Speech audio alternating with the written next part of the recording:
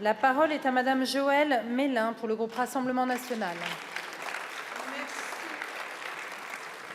Merci Madame la Présidente. Ma question s'adresse à Monsieur Clément Beaune, ministre des Transports.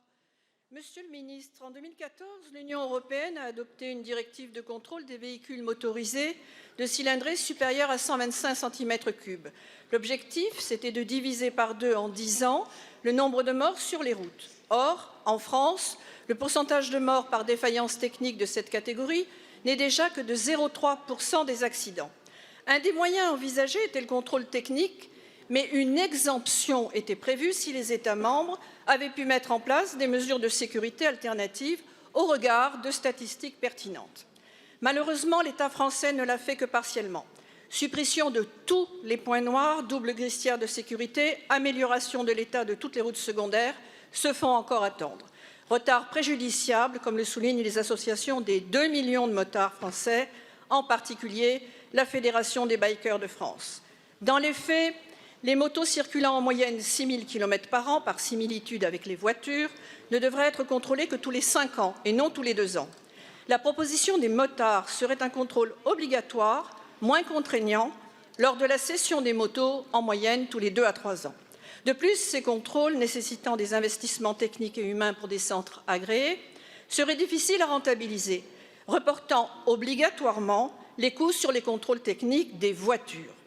Il serait donc souhaitable de solliciter en priorité tous les artisans français spécialisés déjà équipés, formés et agréés pour ces modifications d'équipements moteurs en moteur électrique ou éthanol, l'utilisation de pièces européennes estampillées, plutôt que extra-européennes dont les véhicules neufs sont dépendants de l'éloignement et des terres rares. Alors ma question est simple, Monsieur le Ministre.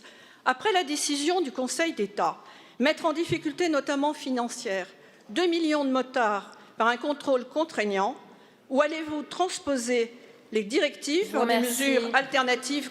Merci beaucoup, ma chère collègue. La parole est à Monsieur Clément Beaune, ministre délégué chargé des Transports. Merci Madame la Présidente, Mesdames et Messieurs les députés. Madame la députée Joëlle Mélin, vous rappelez l'historique d'un dossier important. Je voudrais apporter quelques précisions, car vous l'avez dit, pour 2 millions de motards en particulier, c'est une forte préoccupation partagée par le gouvernement. Il y a une directive qui date de 2014, qui prévoit 2 options, soit la mise en place d'un contrôle technique. La vérité oblige à dire que c'est l'option qu'ont suivi l'immense majorité des pays européens, parfois d'ailleurs de longue date, et une option qui consiste à mettre en place des mesures alternatives. Je veux préciser, parce qu'on ne peut pas laisser croire des choses qui seraient inexactes aux motards qui attendent des réponses précises.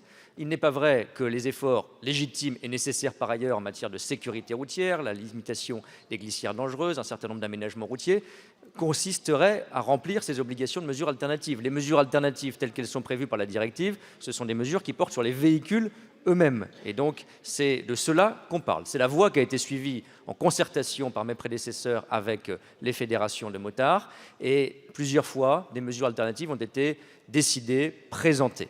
Le gouvernement avait décidé de poursuivre dans cette voie. Il y a eu des recours. Nous sommes dans un état de droit. Le Conseil d'État a livré son interprétation sans ambiguïté de la directive par sa décision du 31 octobre dernier et il demande de mettre en place un contrôle technique. Le gouvernement doit le respecter. J'ai néanmoins décidé, partageant les préoccupations que vous avez relayées, qui sont là aussi légitimes, notamment sur la question de pouvoir d'achat, notamment sur les questions de sécurité qui sont partagées par tous les motards. J'ai engagé une concertation avec l'ensemble des parties, fédérations de motards que j'ai reçues à 2 reprises, dès cet été la semaine dernière, les associations requérantes et ce matin encore, les centres techniques agréés qui seraient en charge de ces modalités de contrôle. Parce que je partage l'idée que l'on doit faire les choses de la manière évidemment conforme au droit et aux décisions du Conseil d'État, mais en préservant le pouvoir d'achat, en prenant des mesures qui sont proportionnées. Et c'est à l'issue de ces concertations que le gouvernement, j'aurai l'occasion d'y revenir, les présentera avant la fin de l'année, en préservant le pouvoir d'achat et la sécurité au mieux. Je vous remercie, Monsieur le ministre.